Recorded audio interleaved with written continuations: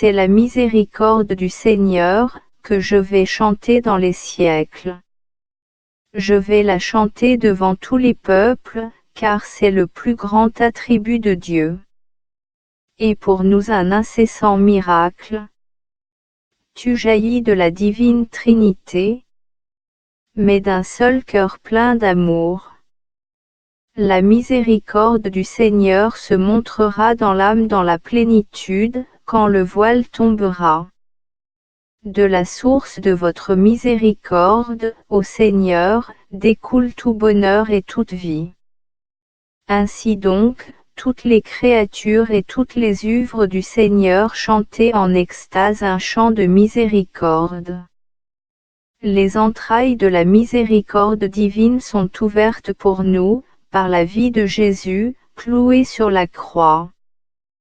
Tu ne dois pas douter, ni désespérer, pécheur, mais avoir confiance en la miséricorde. Car toi aussi, tu peux devenir saint. Deux sources en forme de rayons ont jailli du cœur de Jésus. Non pour les anges, ni pour les chérubins, ni pour les séraphins. Mais pour l'homme, plein de péchés. Plus. JMJ aux volontés de Dieu, sois mon amour. Mon Jésus, vous savez, que je n'écrirai pas une seule lettre de moi-même, et si j'écris, c'est seulement au nom de la sainte obéissance. Dieu et l'âme. Sur Faustine du Saint-Sacrement. Ô Jésus, Dieu caché mon cœur vous connaît. Quoique les voiles vous cachent. Vous savez, que je vous aime. Plus. 524 JMJ Wilno, 24 9935 second cahier. Que Dieu soit adoré. Ô Sainte Trinité, en vous est enfermée la vie intime de Dieu le Père, le Fils et le Saint-Esprit, joie éternelle, inconcevable profondeur d'amour qui coule sur toutes les créatures et fait leur bonheur, honneur et gloire à votre saint nom dans les siècles des siècles. Ainsi soit-il. Quand je considère votre grandeur et votre beauté, ô mon Dieu, je me réjouis infiniment que le Seigneur que je sers soit si grand. Avec amour et allégresse je fais sa sainte volonté. Et mieux je le connais, plus ardemment je désire l'aimer. Je suis brûlé du désir de l'aimer toujours davantage. Le 14. Ce jeudi, alors que nous faisions de l'adoration nocturne, d'abord il me fut difficile de prier. Une sécheresse s'emparait de moi, je ne pouvais méditer la douloureuse passion de Jésus. Je me prosternai donc à terre et j'offris la douloureuse passion de notre Seigneur Jésus au Père céleste, en expiation pour les péchés du monde entier. Puis en me relevant pour aller vers mon prie-Dieu, soudain j'aperçus Jésus près de lui. Le Seigneur Jésus était comme au moment de la flagellation. Dans ses mains, il tenait une robe blanche, dont il m'habilla et une corde dont il me ceignit. Il me couvrit d'un manteau rouge, comme celui dont il était couvert pendant sa passion et d'un voile de la même couleur. Il me dit, tel sera ton vêtement et celui de tes compagnes. Ma vie sera pour vous une règle depuis ma naissance jusqu'à mon agonie sur la croix. Fixe les yeux sur moi et vis comme moi. Je désire que tu pénètres plus profondément dans mon esprit et comprennes que je suis doux et humble de cœur. À un certain moment, je ressentis dans mon âme une impulsion à me mettre en état d'accomplir tout ce que Dieu exige de moi. J'entrai un instant à la chapelle, et j'entendis cette voix dans mon âme, « Pourquoi as-tu peur ? Penses-tu que je manque de toute puissance pour te soutenir ? À ce moment je sentis dans mon âme une force étrange et toutes les contrariétés qui pourraient m'advenir dans l'accomplissement de cette volonté me semblèrent méprisables. Vendredi pendant la Sainte Messe, alors que mon âme était inondée du bonheur de Dieu, j'entendis en elle ces paroles, « Ma miséricorde est passée dans les âmes par le cœur humano-divin de Jésus, comme le rayon de soleil à travers le cristal. » Je compris ainsi que tout rapprochement avec Dieu est opéré par Jésus, en lui et avec lui. Le dernier soir de la neuvaine à Ostra Brahma, après le chant des litanies, un des prêtres exposa le Saint-Sacrement dans l'ostensoir et quand il le posa sur l'autel, je vis aussitôt l'enfant Jésus élever ses petites mains vers sa mère, qui avait alors une forme vivante. Quand la Sainte Vierge me parla, Jésus tendit ses menottes vers les fidèles réunis. La très sainte mère m'invitait à accepter tout ce que Dieu demandait comme un enfant, sans approfondir, autrement cela ne plairait pas à Dieu. À ce moment, l'enfant Jésus disparut et la Sainte Vierge perdit toute apparence de vie. Le tableau demeura tel qu'il était auparavant. Mais mon âme avait été remplie d'une grande joie et d'allégresse. Je dis au Seigneur: Faites de moi ce qu'il vous plaît, je suis prête à tout. Mais vous, ne m'abandonnez pas, même pas un seul instant. Plus. JMJ à la gloire de la Sainte Trinité. Je priai la Mère supérieure de me permettre de jeûner pendant 40 jours, en ne prenant qu'un morceau de pain et un verre d'eau par jour. Cependant la Mère supérieure ne consentit pas à 40 jours, mais à 7 jours, suivant l'avis du confesseur. Je ne puis, m'assure, vous écarter complètement du devoir, à cause des sûrs, qui pourraient remarquer quelque chose. Je vous donne la permission, si vous pouvez vous y appliquer, de prier et de prendre quelques notes. Mais il me sera bien difficile de vous protéger à l'égard des jeunes, ici, vraiment, je ne puis rien inventer. Et elle ajouta, allez, m'assure, peut-être que quelque lumière me viendra. Le dimanche matin, je compris intérieurement que quand la Mère supérieure me désignait comme tourière durant le temps du repas, elle pensait me donner l'occasion de jeûner. Le matin, je ne participais pas au déjeuner. Mais quelques moments après, je me rendis chez elle pour lui demander si, étant tourière, je pouvais éviter d'attirer l'attention sur moi. Elle me répondit: Quand je vous ai proposé, m'assure, c'est à quoi je pensais. Alors je compris que j'avais eu la même pensée. 24/11/1935 Dimanche, premier jour. J'allai tout de suite devant le Saint-Sacrement et m'offris au Père éternel avec Jésus présent dans l'Eucharistie.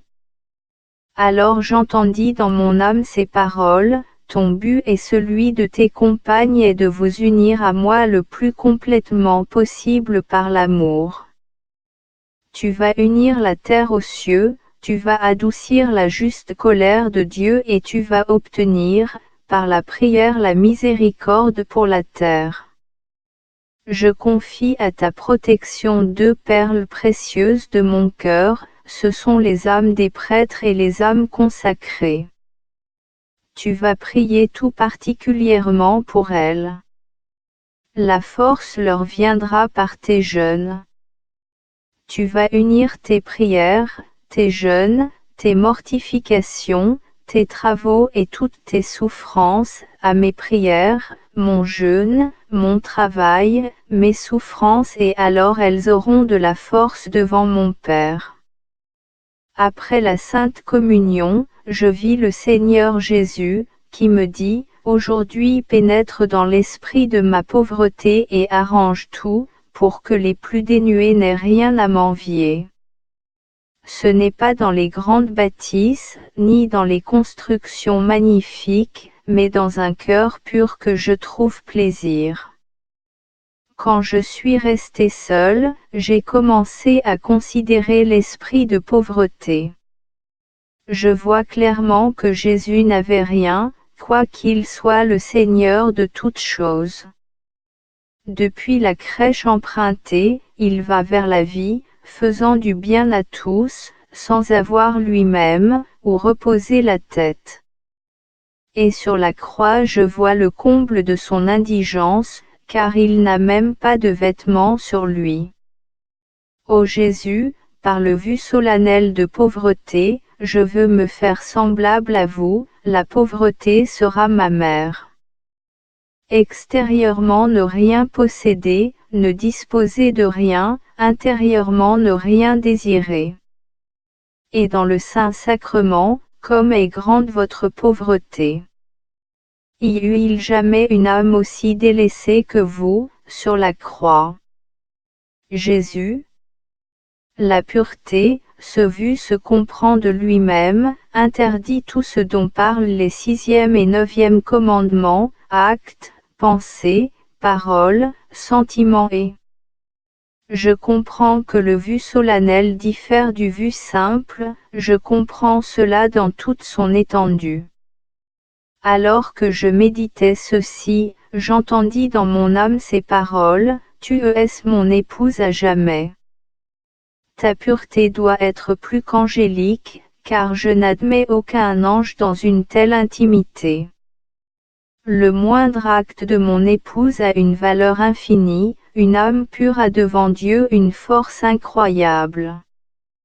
L'obéissance. Je suis venu accomplir la volonté de mon Père. J'étais obéissant à mes parents, obéissant au bourreau. J'obéis au prêtre. Je comprends, ô Jésus, l'esprit d'obéissance et en quoi il consiste. Il concerne non seulement l'exécution extérieure, mais il implique la raison, la volonté et le jugement. En obéissant à nos supérieurs, nous obéissons à Dieu. Il est indifférent que ce soit un ange ou un homme qui, remplaçant Dieu, me donne un ordre, je dois toujours obéir.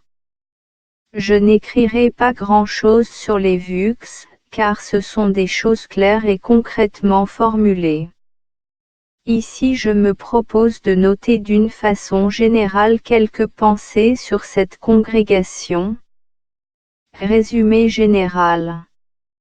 Il n'y aura jamais d'édifice somptueux, mais une petite église et auprès d'elle une petite congrégation, un petit groupe d'âmes, qui ne comprendra pas plus que 10 personnes.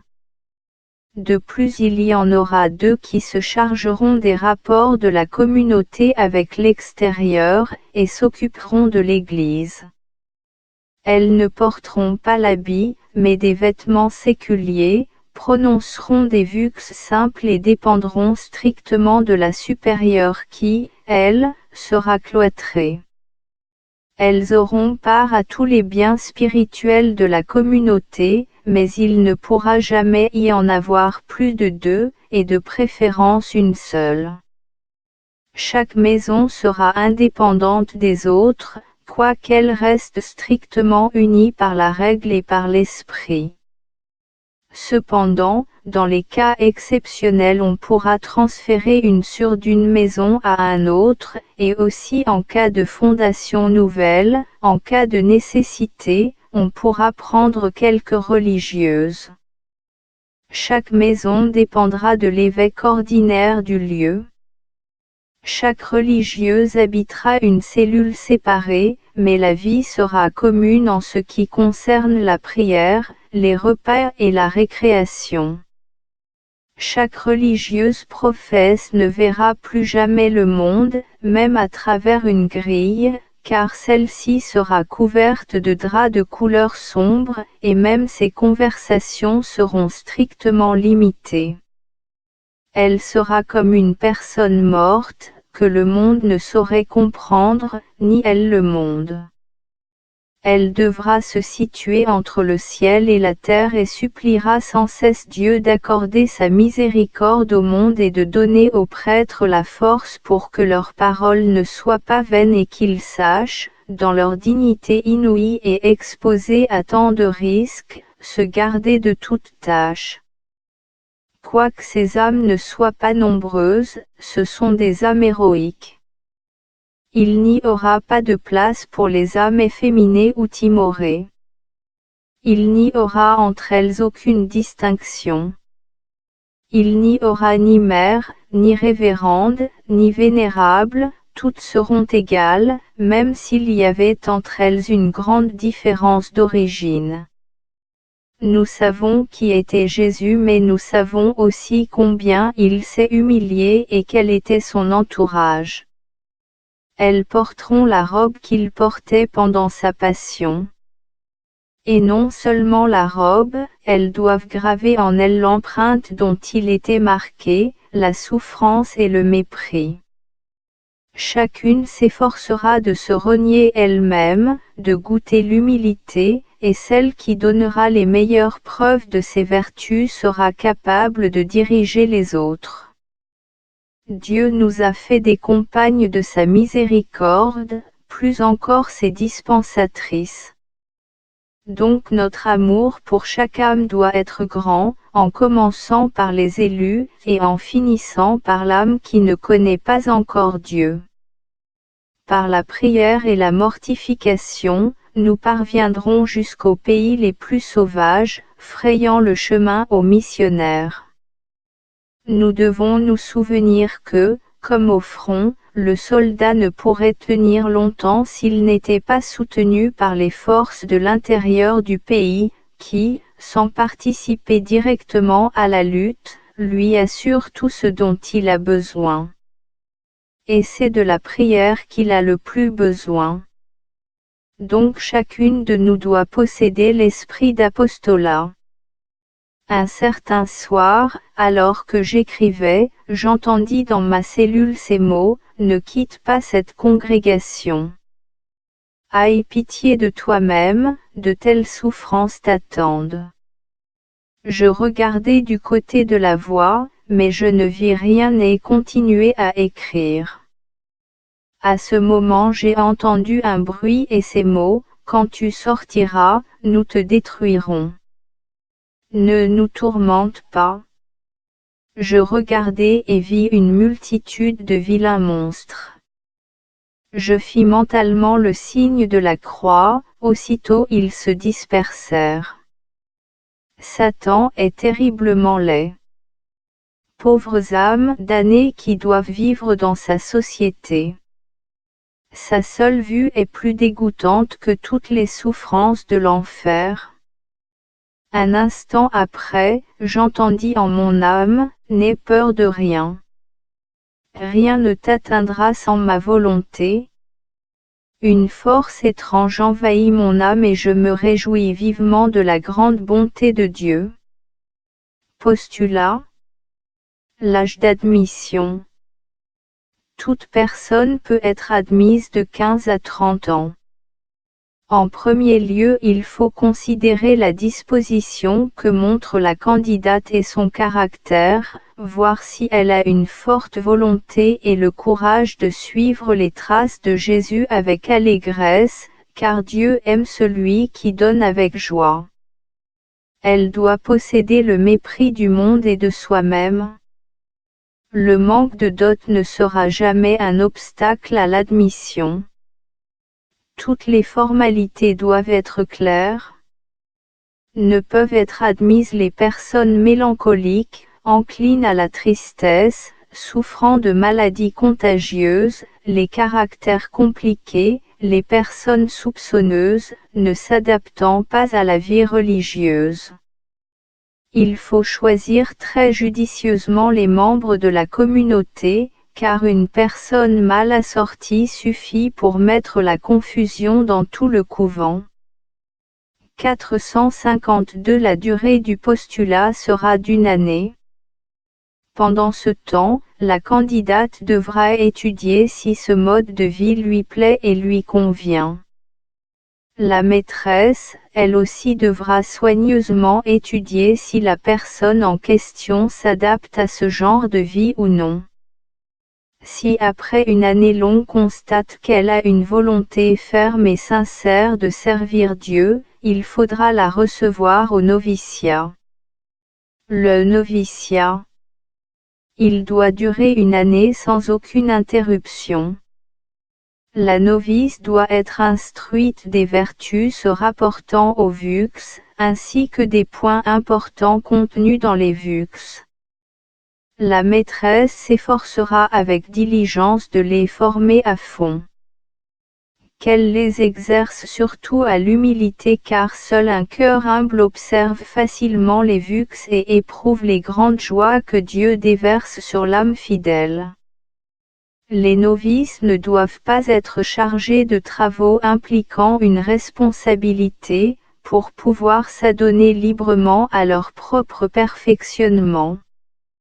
Elles ont le devoir d'observer strictement les règlements et les statuts, de même que les postulantes. Après 1 année de noviciat, si la novice se montre fidèle, on peut l'admettre à faire sa profession pour 1 année, qui peut être renouvelée 3 as de suite. On pourra alors lui confier des responsabilités, mais elle relève encore du noviciat et 1 fois par semaine, elle doit avec les novices, assister aux conférences. Quant aux 6 derniers mois, elle les passera entièrement pour bien se préparer à la profession solennelle. Repas. Nous ne mangerons pas de viande. Nos repas doivent être tels que les pauvres n'aient rien à nous envier. Cependant les jours de fête peuvent être quelque peu différents des jours ordinaires. Il y aura 3 repas par jour. Elles observeront un jeûne strict selon l'esprit primitif et surtout les 2 grands. Que la nourriture soit la même pour toutes les sœurs, sans aucune exception, pour que la vie commune reste pure aussi bien dans la nourriture que dans l'habillement et dans l'arrangement des cellules. Cependant, si une des sœurs tombe malade, elle doit être entourée de tous les égards. Prière. 1 heure de méditation, la Sainte Messe et la Sainte Communion, les prières, 2 examens de conscience, l'office, le rosaire, la lecture spirituelle, 1 heure de prière pendant la nuit. Quant à l'horaire, mieux vaut le faire quand on aura déjà commencé ce genre de vie. J'entendis alors ces paroles en mon âme, ma fille, je t'assurerai un revenu permanent dont tu vivras. Ton devoir t'assurera d'avoir une complète confiance en ma bonté. Et mon devoir sera de te donner tout ce dont tu auras besoin. Je me rends moi-même dépendant de ta confiance. Si ta confiance en moi est grande, ma largesse n'aura pas de mesure. Le travail. Comme personnes pauvres, elles feront elles-mêmes tous les travaux du couvent. Chacune doit se réjouir s'il lui incombe quelque travail humiliant ou contraire à sa nature, car ce sera une aide pour son développement intérieur. La supérieure changera souvent les emplois des sœurs pour les aider de cette manière, à se détacher de ces détails pour lesquels les femmes ont une forte inclination. Souvent, cela m'amuse vraiment quand je vois de mes propres yeux que les âmes font de grands renoncements pour s'attacher ensuite à des bagatelles et à des riens. Chaque sœur ira pendant 1 mois à la cuisine, sans en excepter la supérieure. Que toutes prennent part à chacun des travaux du couvent. Que chacune ait toujours une intention pure en tout, car tout mélange déplaît beaucoup à Dieu.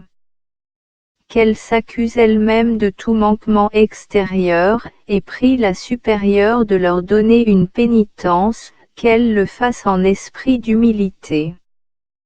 Qu'elles s'aiment mutuellement d'un amour supérieur, d'un amour pur, voyant en chaque sur l'image de Dieu.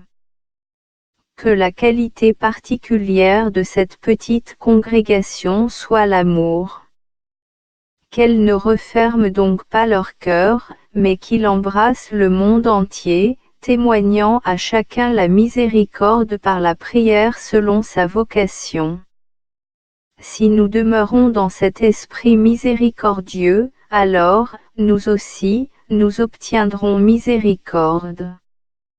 L'amour que chacune de nous doit avoir pour l'Église doit être aussi grand que l'amour que chaque enfant a pour sa mère, et qu'il en témoigne par la prière.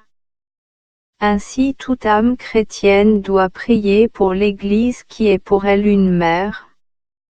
Que dire alors de nous, religieuses qui sommes particulièrement vouées à la prière pour l'Église?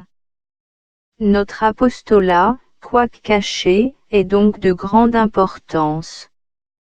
Ces petits riens quotidiens vont se déposer aux pieds du Seigneur Jésus comme un sacrifice de supplication pour le monde.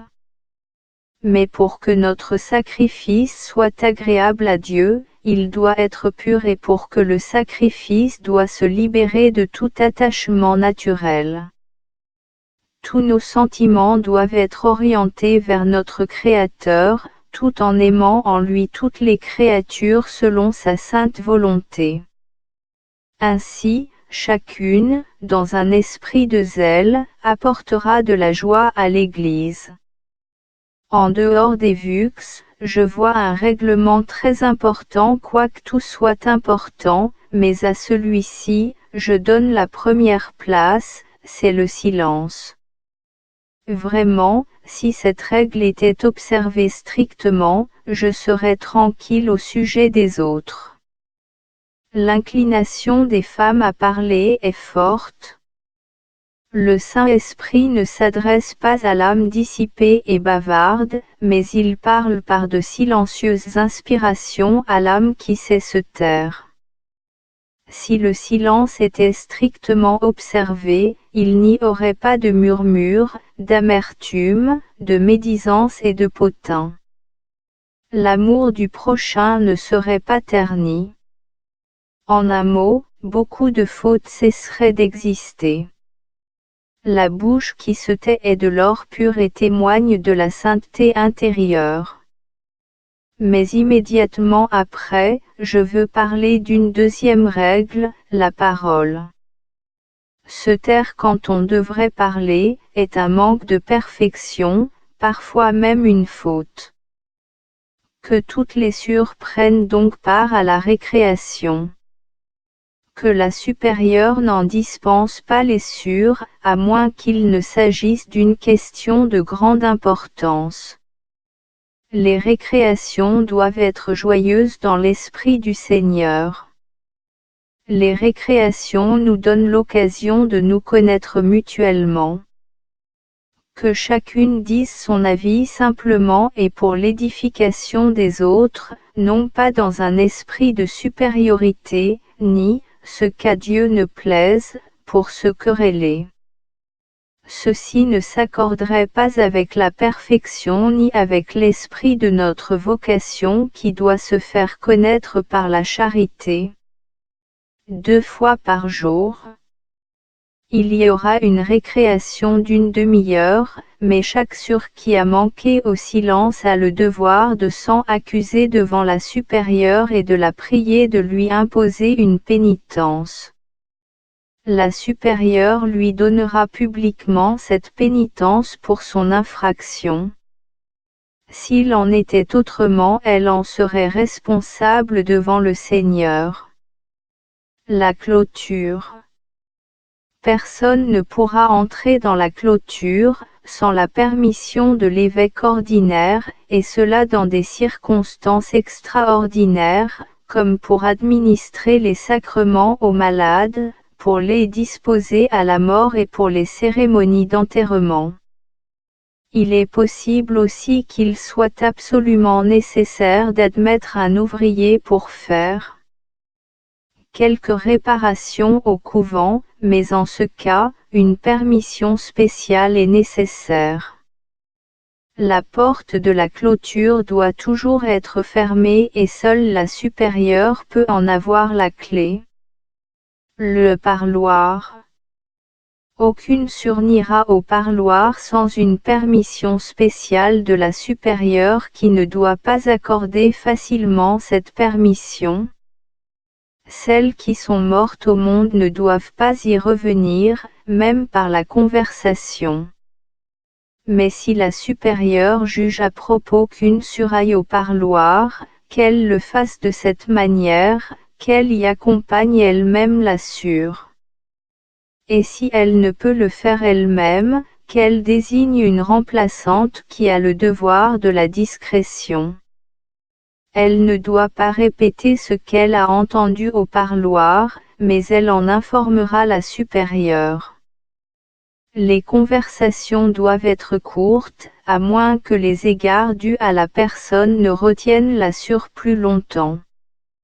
Mais jamais on ne pourra écarter les rideaux de drap, sauf circonstances extraordinaires, telles que les instances pressantes d'un père ou d'une mère. Les lettres.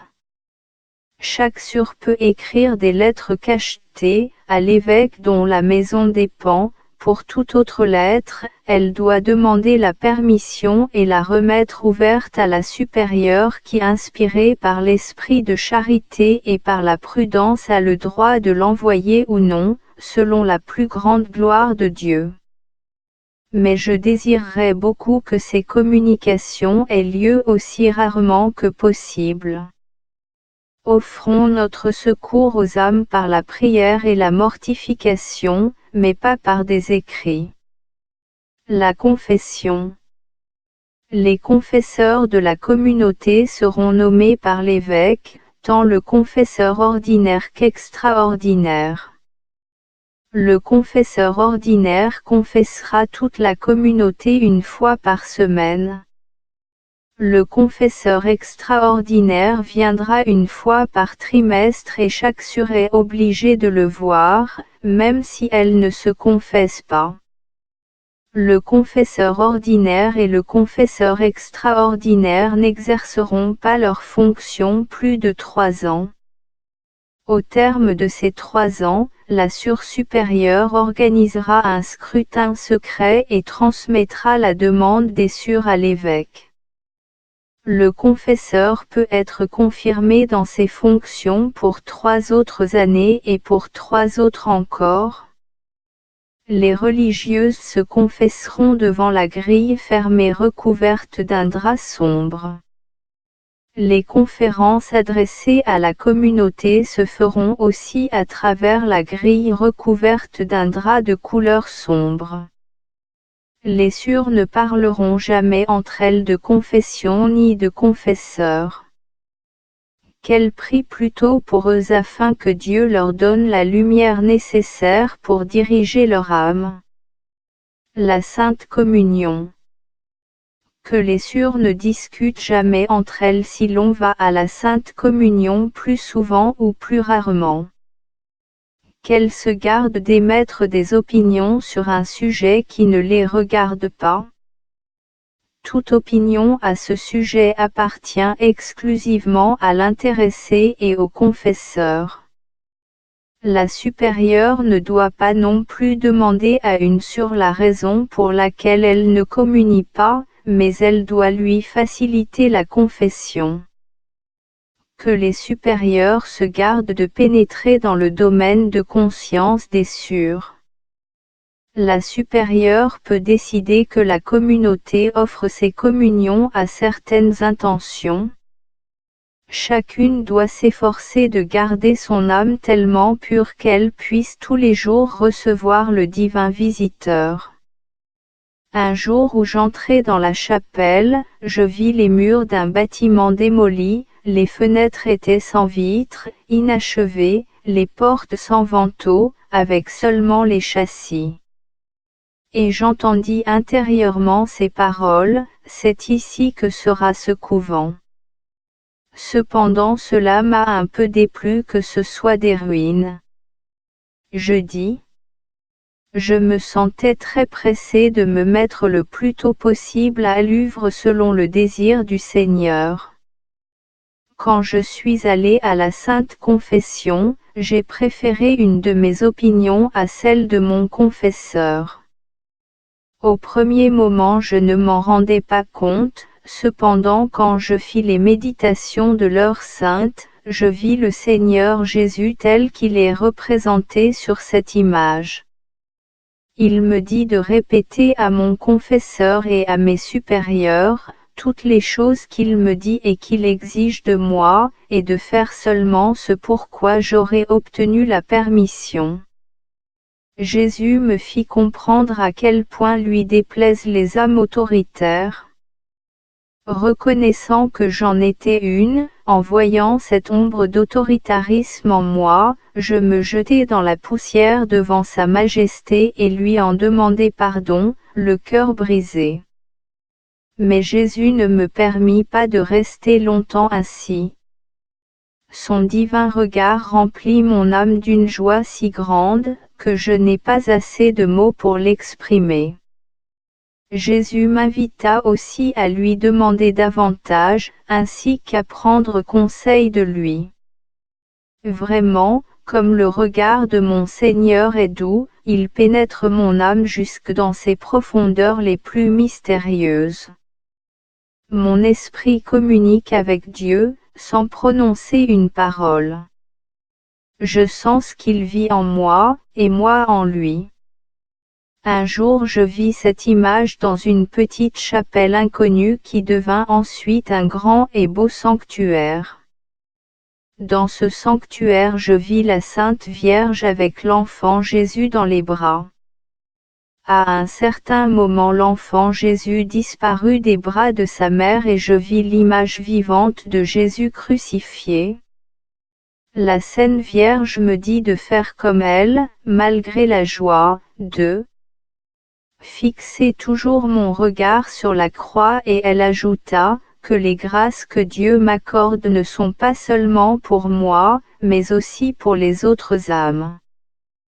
Quand je vois l'enfant Jésus durant la Sainte Messe, ce n'est pas toujours de la même façon, parfois il est joyeux, parfois il ne regarde pas du tout la chapelle. Pour le moment il est très joyeux quand notre confesseur célèbre la Sainte Messe. Je suis extrêmement étonné que le petit enfant Jésus l'aime tant. Parfois je le vois revêtu d'une petite pèlerine rayée multicolore. Avant de venir à Wilno et de connaître ce confesseur, j'ai vu une fois une église pas très grande près de laquelle vivait cette congrégation. Le couvent avait 12 cellules, chaque religieuse devait habiter séparément.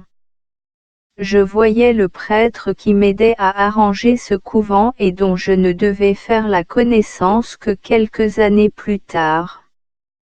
Mais par ma vision, je le connaissais déjà. Je voyais comment il arrangeait tout dans ce couvent, aidé par un autre prêtre que je n'ai pas encore rencontré.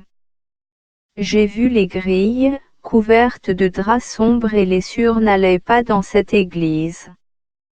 Le jour de la fête de l'Immaculée Conception, j'entendis le bruissement d'une robe et je vis la Sainte Vierge dans une très belle clarté, vêtue d'une robe blanche et d'une écharpe bleue qui me dit, « Tu me causes une grande joie, quand tu adores la Sainte Trinité pour les grâces et les privilèges qu'elle m'a accordés. » Elle disparut aussitôt. Sur la pénitence et les mortifications.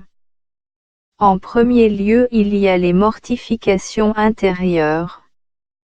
Mais il faut aussi pratiquer des mortifications extérieures, strictement déterminées, afin que toutes puissent les pratiquer.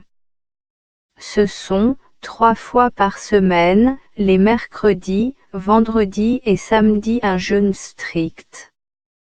Chaque vendredi, la discipline pour le temps que dure la récitation du psaume 50, toutes à la même heure chacune dans sa propre cellule. L'heure choisie, 3 heures à l'intention des pécheurs agonisants. Pour les 2 grands jeûnes, les 4 temps, les veilles de fête, il y aura le repas suivant, 1 fois par jour un morceau de pain et un peu d'eau. Que chacune s'efforce de remplir ces mortifications qui sont prescrites pour toutes, mais si l'une des sœurs désire quelque chose de plus, qu'elle en demande la permission à la supérieure. Encore une mortification générale, il n'est permis à aucune sœur d'entrer dans la cellule d'un autre sans la permission spéciale de la supérieure. Mais la supérieure est obligée d'entrer à leur insu dans les cellules de sœurs, non pas comme une sorte d'espionnage, mais dans l'esprit de charité et de responsabilité qu'elle a devant Dieu. Aucune n'enfermera rien sous clé, le règlement sera la clé pour toutes. Un jour, après la Sainte Communion, je vis soudain l'enfant Jésus debout à côté de mon prie-Dieu s'y tenant de ses 2 petites mains. C'était un petit enfant, et mon âme fut pénétrée de timidité et de crainte, car je vois en lui mon juge, mon Seigneur et mon Créateur, devant la sainteté de qui tremblent les anges. Mais d'autre part mon âme était inondée d'un amour inouï, sous l'influence duquel il me semblait mourir. Je me rends compte maintenant que Jésus fortifie d'abord mon âme et la rend capable d'entrer en commerce avec lui, car autrement, je n'aurais pas pu supporter ce que j'éprouvais à cette relation entre les sœurs et la supérieure. Que toutes les sœurs respectent la supérieure, comme le Seigneur lui-même. Comme je l'ai mentionné en parlant du vœu d'obéissance, qu'elles aillent à elle avec une confiance d'enfant, qu'elles ne murmurent jamais, ni ne blâment ses ordres, car ceci ne plaît pas du tout à Dieu. Que chacune s'oriente selon l'esprit de foi dans ses relations envers la supérieure. Qu'elle demande avec simplicité tout ce dont elle a besoin, Dieu nous préserve d'être cause de tristesse et de larmes pour une supérieure. Que chacune sache que, comme le 4e commandement oblige l'enfant à honorer ses parents, de même il oblige la religieuse envers sa supérieure. Seule une mauvaise religieuse se permet de juger sa supérieure. Qu'elles soient sincères envers leur supérieure. Qu'elles lui parlent de tout et de ce dont elles ont besoin avec la simplicité d'un enfant. Les sœurs s'adresseront à elle de la façon suivante, sœur supérieure.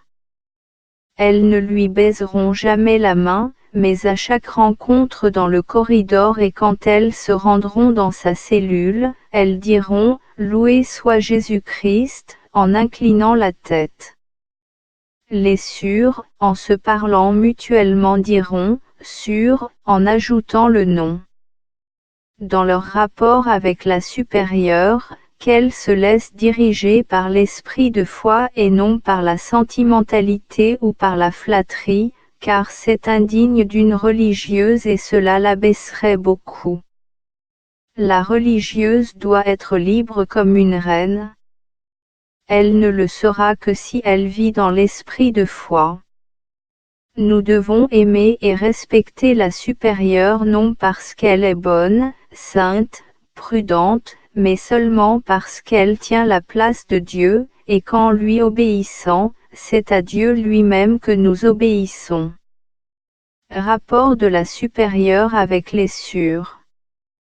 La supérieure doit se faire remarquer par son humilité et sa charité envers chaque sœur, sans aucune exception. Qu'elle ne se laisse pas influencer par la sympathie ou l'antipathie, mais par l'esprit du Christ. Qu'elle sache que Dieu va lui demander compte de chacune. Qu'elle ne leur fasse pas la morale, mais qu'elle donne un exemple de profonde humilité et d'oubli de soi. Ce sera la leçon la plus efficace pour ses inférieurs.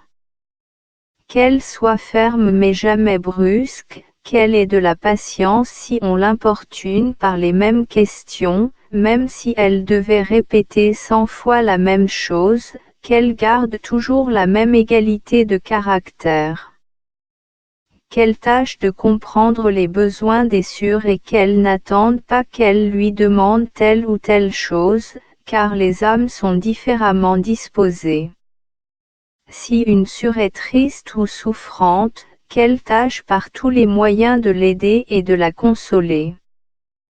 Qu'elle prie beaucoup et demande la lumière pour agir avec chacune, car chaque âme est différente. Dieu a diverses manières de communier avec les âmes. Pour nous elles sont souvent incompréhensibles et impénétrables.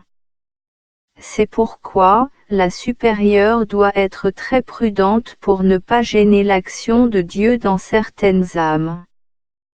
Qu'elle ne fasse pas de remarques aux sûres quand elle est énervée et que ses réprimandes soient accompagnées d'encouragement. Il faut faire comprendre à chaque âme qu'elle doit reconnaître sa faute, mais sans la briser. La supérieure doit témoigner d'un amour actif envers les sûrs. Qu'elle porte tous les fardeaux pour alléger les sûrs, qu'elle n'exige aucun service des sûrs. Qu'elle les respecte comme des épouses de Jésus et soit toujours prête à leur rendre service de nuit comme de jour. Qu'elle leur demande plutôt que de leur ordonner. Qu'elle ait le cœur ouvert aux souffrances des sûrs et qu'elle-même apprenne et médite le livre ouvert, c'est-à-dire, Jésus crucifié. Qu'elle prie ardemment pour obtenir la lumière surtout quand elle a quelque décision importante à prendre, concernant les sûrs. Qu'elle se garde d'empiéter dans le domaine de leur conscience, car cette grâce appartient seulement aux prêtres. Il arrive cependant que quelqu'un éprouve le besoin de s'épancher devant sa supérieure, celle-ci pourra alors l'accepter mais elle devra en garder le secret, car rien ne blesse plus une âme que lorsqu'on répète ce qu'elle avait dit en confidence ou en secret. Les femmes ont toujours la tête faible à cet égard, ce n'est que rarement qu'on rencontre une femme avec un esprit masculin. Qu'elle tâche donc de s'unir profondément, et Dieu gouvernera par elle. La Sainte Vierge sera la supérieure de ce couvent et nous serons ses filles fidèles. 15-12 1935. Dès ce matin, une force étrange me porte à l'action, ne me laissant aucun répit. Une étrange ardeur à l'action s'est allumée dans mon cœur que je ne puis maîtriser. C'est un martyre secret, connu seulement de Dieu. Mais qu'il fasse de moi ce qu'il lui plaît, mon cœur est prêt à tout. Ô Jésus, mon Maître le plus cher, ne me délaissez pas un seul instant. Jésus, vous savez bien que ma faiblesse vous oblige à être continuellement avec moi. Une fois je vis le Seigneur vêtu d'une tunique claire, c'était dans un jardin d'hiver. Écris ce que je te dis, mon délice est de m'unir à toi. Avec grand désir, j'attends et je soupire après le moment où sacramentellement je pourrai habiter dans ton couvent. Mon esprit s'y reposera et je bénirai particulièrement la région qui l'environne. Par amour pour vous, j'en éloignerai tous les châtiments que la justice de mon Père envoie à juste titre. Ma fille, j'ai incliné mon cœur vers tes demandes. Ta tâche et ton devoir sont d'implorer la miséricorde pour le monde entier. Aucune âme ne trouvera justification, tant qu'elle ne s'adressera pas avec confiance à ma miséricorde. C'est pourquoi, le premier dimanche après Pâques sera la fête de la miséricorde et les prêtres doivent ce jour-là, parler aux âmes de ma miséricorde insondable. Je te fais la dispensatrice de ma miséricorde. Dis à ton confesseur que cette image doit être exposée dans l'église, et non dans la clôture de ce couvent. Par elle beaucoup de grâces seront accordées aux âmes, il faut donc qu'elles soient accessibles à tous. Ô mon Jésus, vérité éternelle, je n'ai peur de rien, d'aucune difficulté, d'aucune souffrance. Je ne redoute qu'une seule chose, c'est de vous offenser. Mon Jésus, je préférerais ne pas exister que de vous attrister. Jésus, vous savez que mon amour ne connaît personne que vous, en qui mon âme s'est noyée. Oh! Quelle ne doit pas être l'ardeur des âmes vivant dans ce couvent si Dieu désire venir habiter avec nous. Que chacune se souvienne que si nous, âmes religieuses, n'intercédons pas auprès de Dieu, par notre prière, qui le fera. Que chacune se consume comme un pur sacrifice d'amour devant la majesté de Dieu. Mais pour lui être agréable qu'elle s'unisse intimement à Jésus. Avec lui, en lui et par lui seulement nous pouvons plaire à Dieu. 21-12-1935. Mon confesseur vient de me demander de venir voir une maison pour savoir si c'est celle que j'ai vue dans ma vision. Quand je suis allé avec lui voir cette maison, ou plutôt ses ruines, au premier coup d'œil, je reconnus celle que j'avais vue dans ma vision. À l'instant où j'ai touché les planches qui étaient clouées à la place des portes, une force pénétra mon âme tel un éclair me donnant une pleine assurance. Je m'éloignai vite de ce lieu, l'âme remplie de joie, mais il me semblait qu'une force me clouait sur place. Je me réjouis infiniment de trouver une entière concordance avec ce que j'ai vu en vision. Quand le confesseur me parla de l'arrangement des cellules et d'autres choses, j'ai reconnu tout ce que me disait Jésus, je me réjouis profondément que Dieu agisse par lui mais je ne m'étonne guère, car c'est dans un cœur pur et humble que Dieu, qui est la lumière même, habite. Et toutes les souffrances et les contrariétés servent à monter la sainteté des âmes. À mon retour à la maison, je suis entré tout de suite dans notre chapelle pour me reposer un instant. Tout à coup j'ai entendu dans l'âme ces paroles, « N'aie peur de rien. Je suis avec toi. Je prends cette affaire en main et j'en disposerai selon ma miséricorde.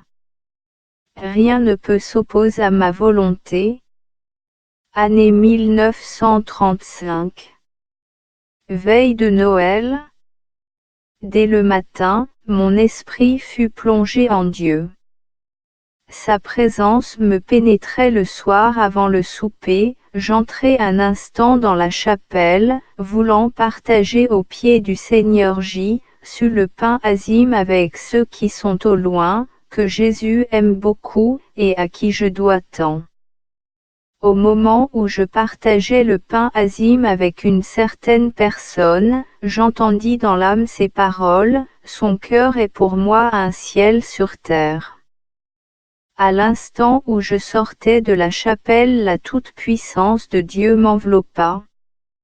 Je reconnus alors à quel point Dieu nous aime. Oh! Si les âmes pouvaient le comprendre, ne serait-ce qu'en partie. Le jour de Noël. Pendant la messe de minuit, à nouveau je vis le petit enfant Jésus extrêmement beau. Il tendait avec joie ses petites mains vers moi. Et après la Sainte Communion, j'entendis ces paroles, je suis toujours dans ton cœur et non seulement au moment où tu Maître reçois dans la Sainte Communion mais toujours. Je passais ces fêtes dans une grande allégresse. Ô Sainte Trinité, Dieu éternel, mon esprit est noyé dans votre beauté. Les siècles ne sont rien devant vous, vous êtes toujours le même. Oh! Comme votre majesté est grande, Jésus, pourquoi la cachez-vous, pourquoi avez-vous quitté le trône du ciel et demeurez-vous avec nous? Le Seigneur me répondit, ma fille, l'amour m'a conduit. L'amour maître retient. Et si tu savais, ma fille, comme sont grands le mérite et la récompense pour un acte de pur amour envers moi, tu mourrais de joie.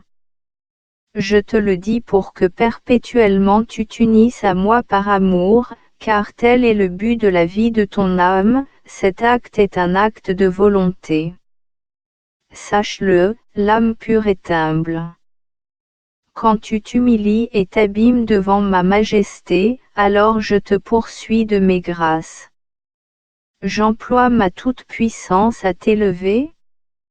À un certain moment, il arrivait à mon confesseur de réciter comme pénitence le « Gloire au Père ». Cela me prenait beaucoup de temps, et souvent je commençais et ne finissais pas, mon esprit s'unissait à Dieu et m'échappait alors. Plus d'une fois, je me suis senti, malgré moi, enveloppé par la toute-puissance de Dieu, entièrement plongé en lui par amour et alors, je ne sais plus ce qui se passe autour de moi. Quand j'ai dit au confesseur que cette courte prière me prenait souvent beaucoup de temps et que même je ne pouvais la terminer, le confesseur m'ordonna de la dire tout de suite dans le confessionnal. Mon esprit se plongea en Dieu et je ne pouvais pas penser ce que je voulais malgré mes efforts. Cependant le confesseur me dit, « Veuillez répéter avec moi. » J'ai répété chaque mot, mon esprit se plongeait en la personne que je nommais.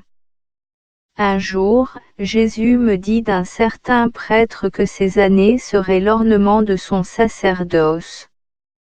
Les jours de souffrance semblent toujours plus longs, mais ils passent aussi, quoiqu'ils s'écoulent que souvent il nous semble qu'ils reculent plus tôt.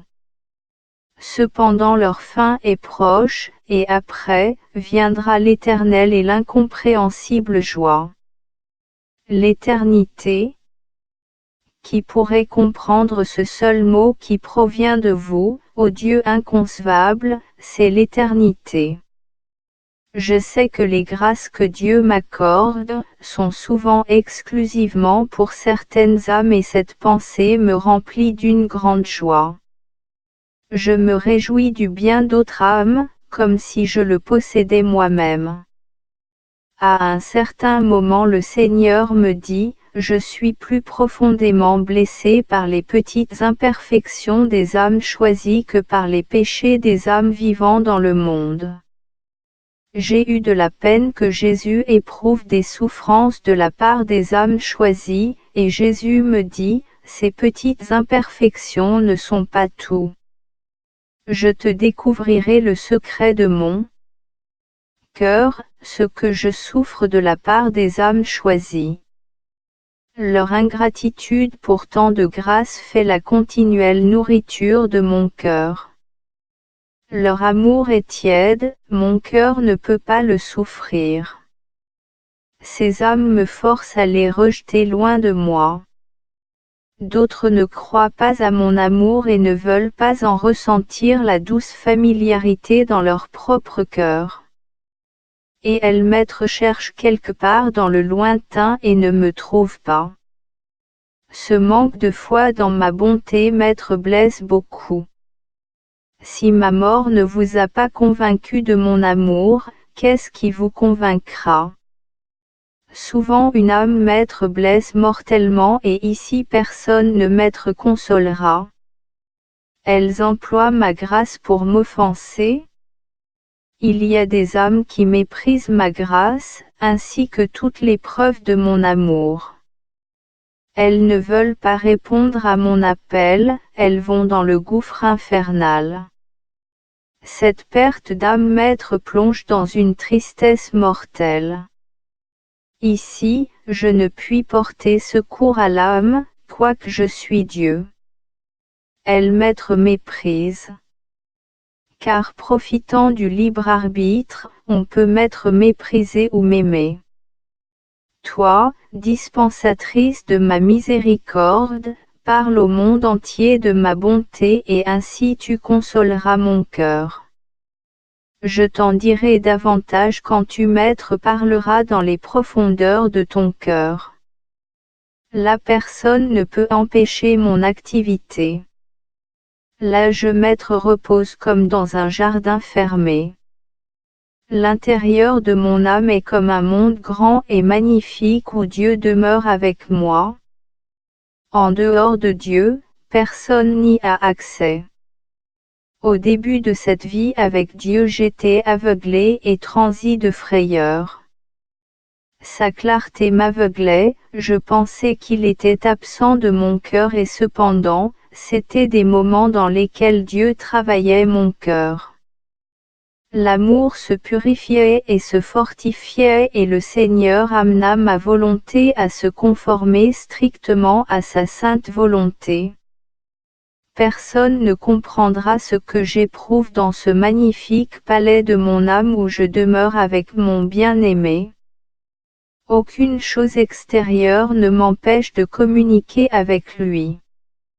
Si j'employais les plus fortes expressions, ce ne serait même pas l'ombre de ce que mon âme éprouve enivrée de bonheur et d'un amour inouï, aussi grand et pur que la source dont il découle, c'est-à-dire de Dieu lui-même. Mon âme est tellement imprégnée de Dieu que je le sens physiquement et le corps a sa part dans ses joies, quoi qu'il arrive que les souffles de Dieu soient différents dans une même âme, bien que provenant d'une même source. Je vis, un jour, Jésus assoiffé et s'évanouissant. Il me dit, j'ai soif. Quand je donnai de l'eau au Seigneur, il l'accepta, mais ne but pas et disparut tout de suite.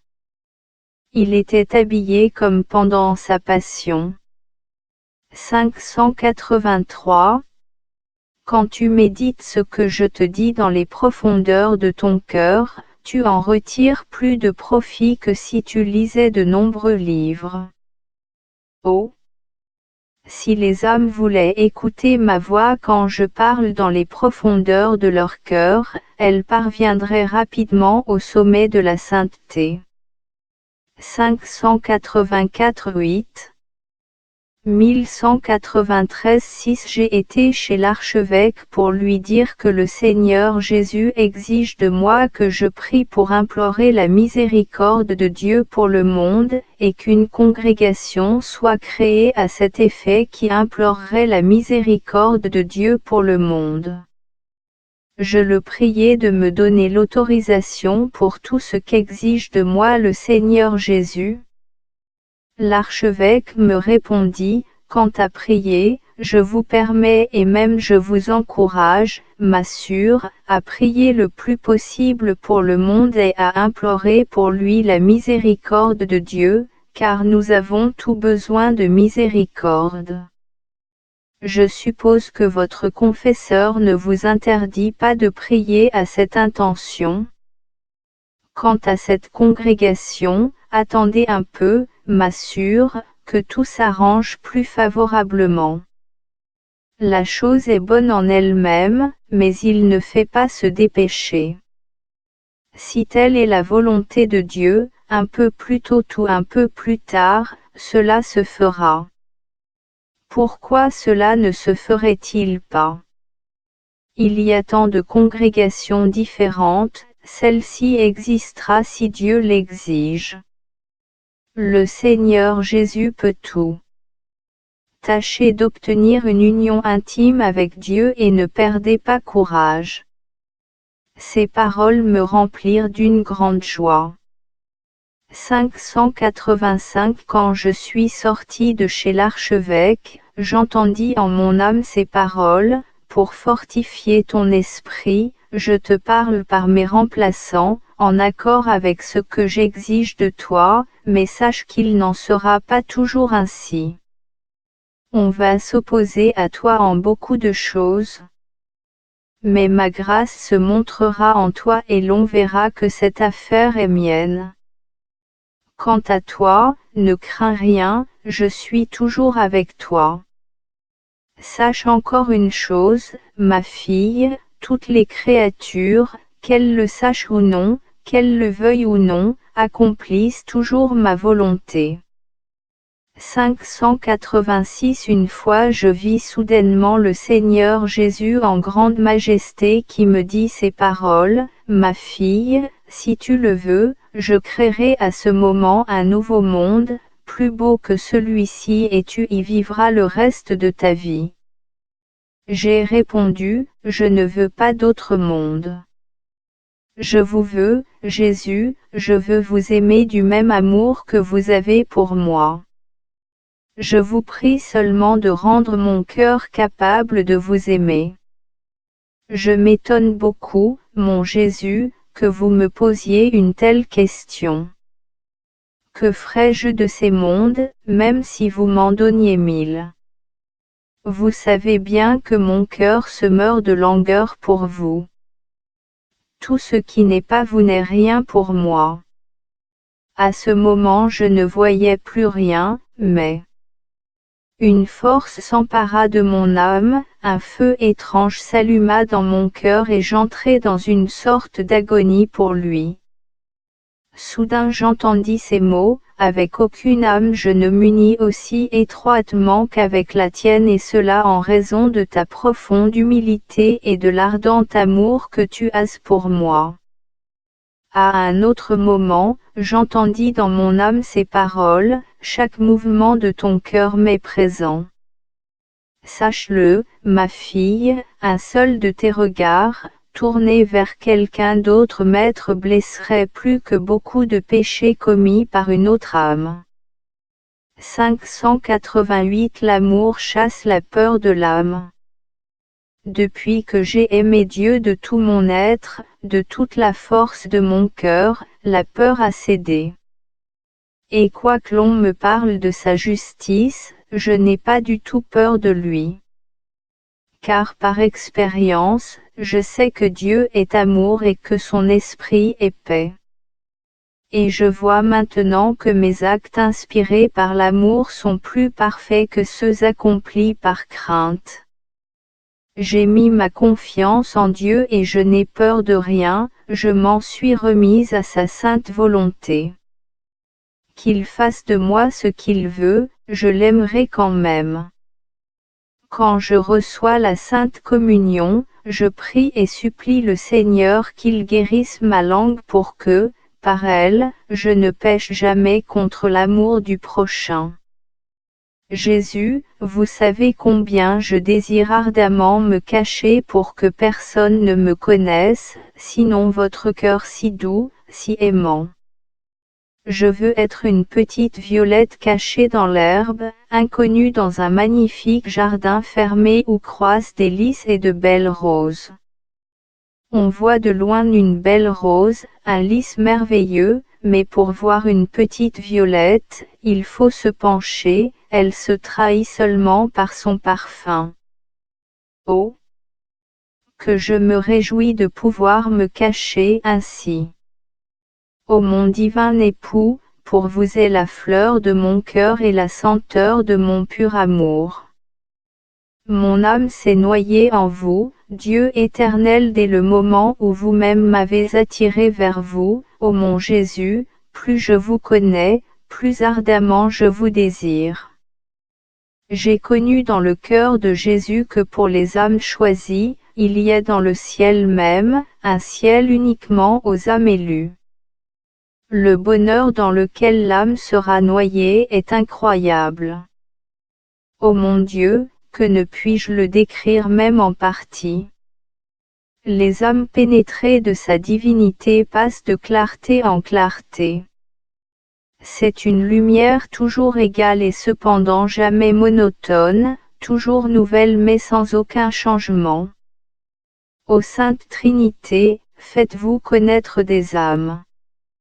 Ô mon Jésus, il n'y a rien de meilleur pour l'âme que les humiliations. Le mystère du bonheur est dans le mépris. Quand l'âme reconnaît que, d'elle-même, elle n'est que nullité et misère, que tout ce qu'elle a de bon en elle est un don de Dieu et que tout lui est donné gratuitement, alors qu'elle n'est que misère, elle s'abîme en un constant acte d'humilité devant la majesté de Dieu. Et lui, voyant l'âme dans une telle disposition, la poursuit de sa grâce. Quand l'âme approfondit le gouffre de sa misère, Dieu emploie sa toute-puissance à l'élever.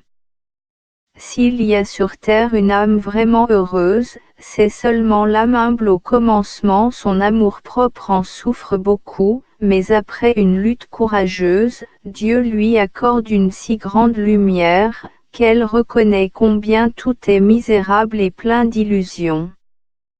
Dieu seul habite son cœur. L'âme humble ne se fie pas à elle-même, mais place sa confiance en Dieu. Dieu défend l'âme humble et lui-même s'occupe de ses affaires à elle.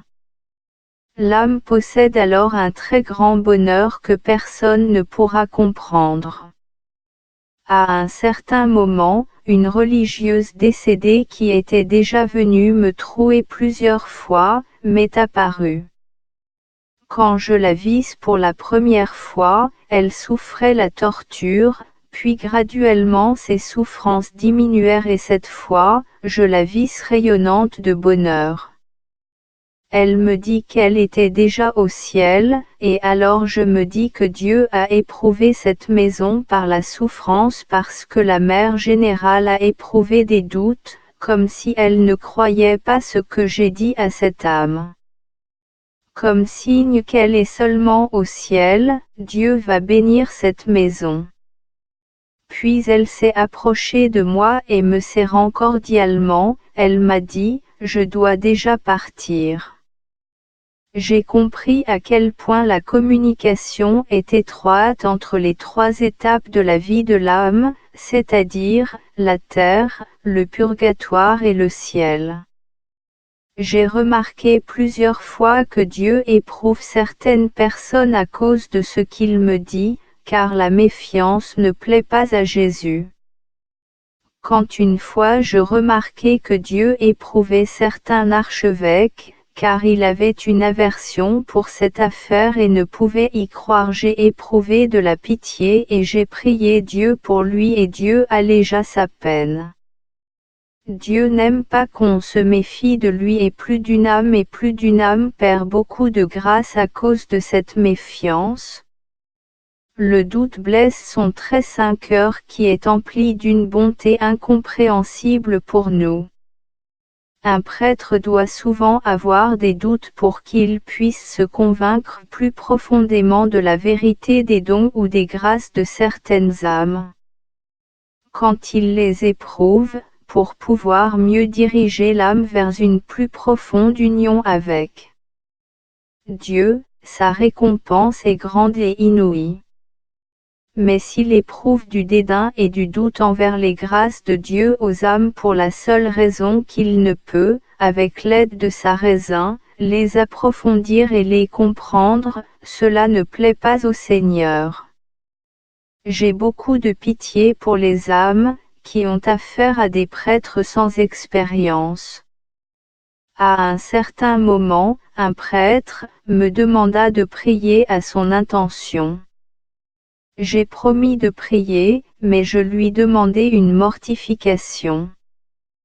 Quand je reçus la permission pour une certaine mortification, je ressentis dans mon âme une inclination à céder en ce jour toutes les grâces que la bonté divine me destinait, au profit de ce prêtre. Je priai Jésus que Dieu daigne m'accorder toutes les souffrances et toutes les afflictions, que durant ce jour, ce prêtre avait à souffrir.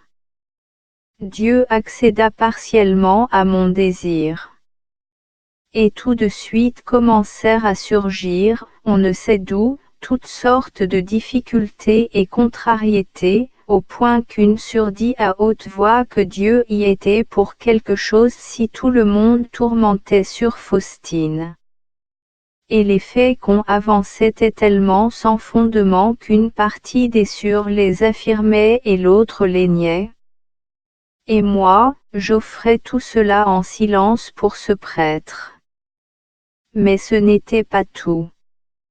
J'éprouvais des souffrances intérieures et pour commencer, un certain découragement et une antipathie envers mes consurresses.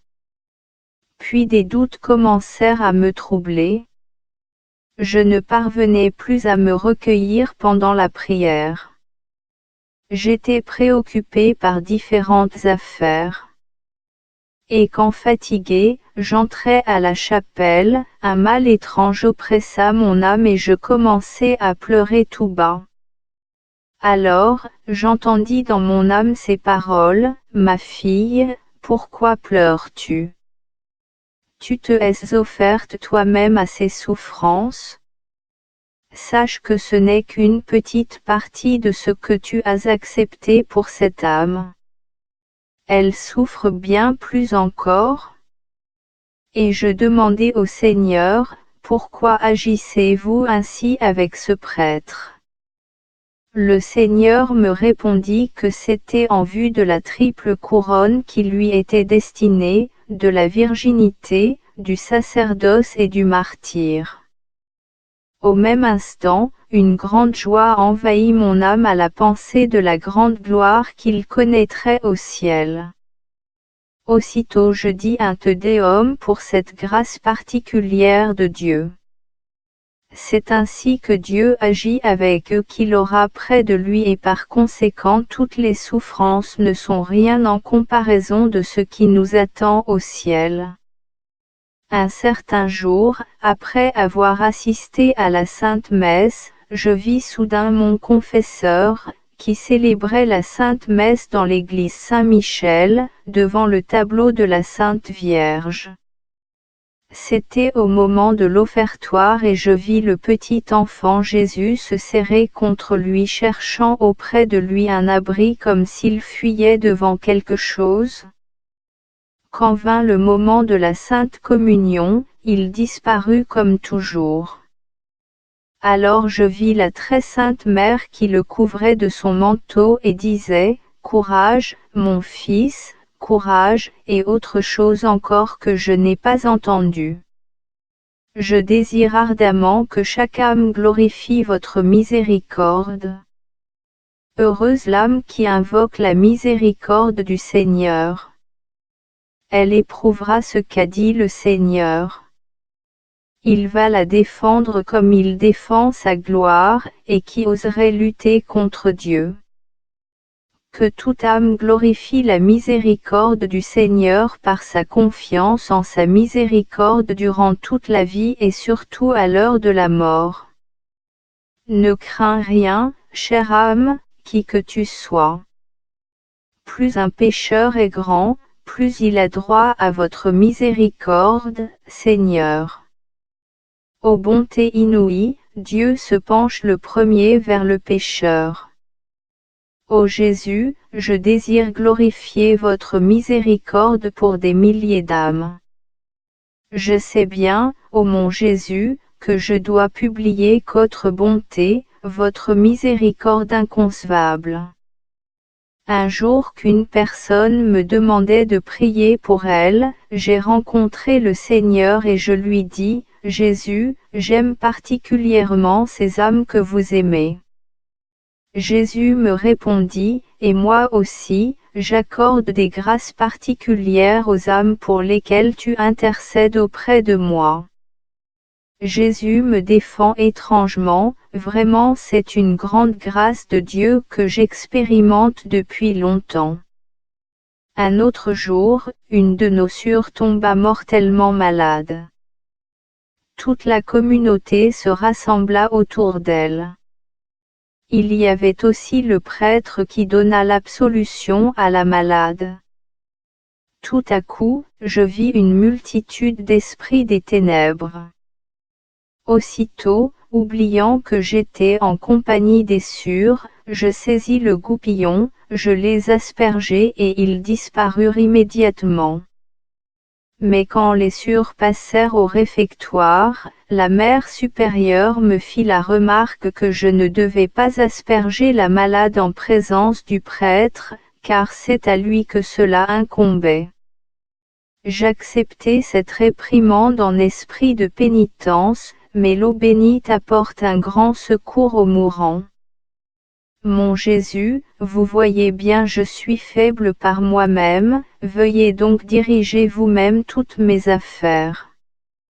Sachez, Jésus, que sans vous je ne ferai rien, mais avec vous, j'aborderai les situations les plus difficiles. 29 janvier 1936. Je me trouvais un soir dans ma cellule, quand soudain je vis une vive clarté, et tout en haut dans cette clarté, une grande croix d'un gris sombre. Emporté soudain près de cette croix, je la fixai des yeux sans comprendre et je priai me demandant ce que cela voulait dire. À ce moment je vis le Seigneur Jésus et la croix disparut. Jésus était assis dans une grande clarté, ses pieds et ses jambes baignant jusqu'aux genoux dans cette clarté à tel point que je ne les voyais pas. Jésus se pencha vers moi, me regarda et me parla de la volonté du Père céleste. Il me dit que l'âme la plus parfaite et la plus sainte est celle qui fait la volonté du Père. Mais il n'en existe pas beaucoup. Le Père considère l'âme qui vit de sa volonté avec un amour particulier. Et il me dit que moi, j'accomplissais la volonté de Dieu d'une manière parfaite. C'est pourquoi je m'unis à lui et je communique avec lui d'une manière privilégiée. Dieu embrasse d'un amour ineffable l'âme qui vit de sa volonté. Je compris que Dieu nous aime tant, qu'il est tellement simple, quoique incompréhensible, qu'il est facile de communiquer avec lui malgré la grandeur de sa majesté. Avec personne, je n'éprouve autant de facilité ni autant de liberté qu'avec lui. Même la mère qui aime sincèrement son propre enfant, ne comprend pas aussi bien que Dieu ne comprend mon âme. Alors que je demeurais ainsi en communion avec Dieu, je vis deux personnes. Et le triste état de leur intérieur me fut dévoilé. Mais j'espère qu'elles aussi vont glorifier la miséricorde de Dieu. À ce moment je vis aussi une certaine personne et en partie l'état de son âme et les grandes épreuves que Dieu envoyait à cette âme. Ces souffrances concernaient sa mentalité et sous une forme tellement aiguë que j'eus pitié d'elle et je dis au Seigneur, pourquoi agissez-vous ainsi avec elle? Et le Seigneur me répondit, pour sa triple couronne. Et le Seigneur me fit connaître quelle gloire inouïe attend l'âme qui ressemble à Jésus souffrant, ici-bas sur terre. Cette âme ressemblera au Christ dans sa gloire. Le Père céleste glorifiera et reconnaîtra nos âmes dans la mesure où il verra en nous la ressemblance avec son Fils. J'ai compris que cette assimilation à Jésus nous est donnée ici-bas sur terre. Je vois des âmes pures et innocentes sur lesquelles Dieu exerça sa justice. Ces âmes sont des victimes qui soutiennent le monde et qui complètent ce qui manquait à la passion de Jésus. Ces âmes ne sont pas nombreuses. Je me réjouis profondément que Dieu m'ait permis de connaître